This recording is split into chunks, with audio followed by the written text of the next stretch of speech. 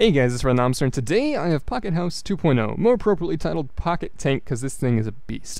It has so many improvements from my last version, and if you haven't seen my last version, it'll be on the screen right now and in the description. But essentially what a Pocket House is a compact house that stuffs in everything you need into a very tiny space, or more appropriately, everything you want. So I got everything I want in here. Now, you can either get in by jumping and clicking on this bed if it's nighttime, or you can just open and click it, I guess, or you can do the way I like, which is jump in the door, jump again, jump once again, and go through the hatch in the ceiling of the tank. It's beautiful. Now, the first improvement is that this bed actually has a valid spawning spot. We could spawn right here. One of the non-improvements, I guess you would say, is this is a little bit bigger than my last version, but I wanted more stuff that I wanted, if that makes sense. So I had to stuff in a little bit more stuff. That makes sense too. Okay. Anyway, so we got lights everywhere, so it's all bright during the nighttime. We have a button here, which dispenses all 4 types of armor, and opens up that trapdoor, so we can stuff these on, and as you see, my body is beautiful. We have a chest here, and I wanted a double chest, but I couldn't really fit one in, so I decided to stuff a minecart chest with some essentials into this block. So that's what that black square is. You can't click on this block right here, but if you click right in there, where that chest is not a full block, you can click and get the minecart chest, so it's beautiful.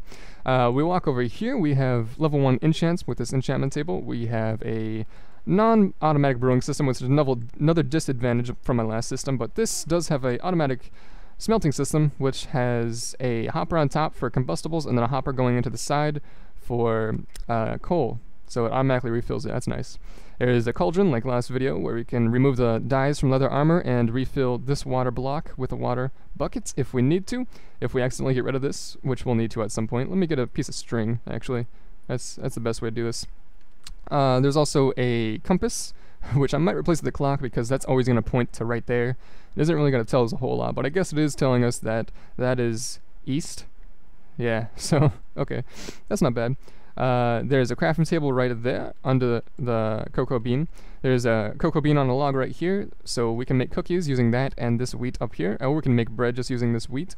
And there's also a little alarm system right over here, so if we put in something right here, it's not really an alarm system, it's more or less a blinker, but what it does is, for this valid spawning spot, we'll most likely be here most of the time, and it'll attract mobs to this corner, so this corner will catch them on fire. Periodically, I suppose. So to stop it, we just take that out and take that out. It's the best way, just so we don't spill everything everywhere. But yeah, so that's that. Now, my favorite thing would have to be the detachable missiles that come off the side. If you saw my last Pocket House or want to watch it still, essentially there was a slime block cannon, but this one does not have one slime block cannon. It has 2 flying machines that detach from the sides. So if we put this here, get rid of the water so it doesn't spill everywhere. That's a good idea. And then we hit this button, and then hit this button, and as you can see, the house just flies away with missiles on the side. So they'll keep going, and you can use it so the house flies away and stops on some type of obsidian or some other immovable block, and just move your house over there without having to detach the walls completely, just fly it over there.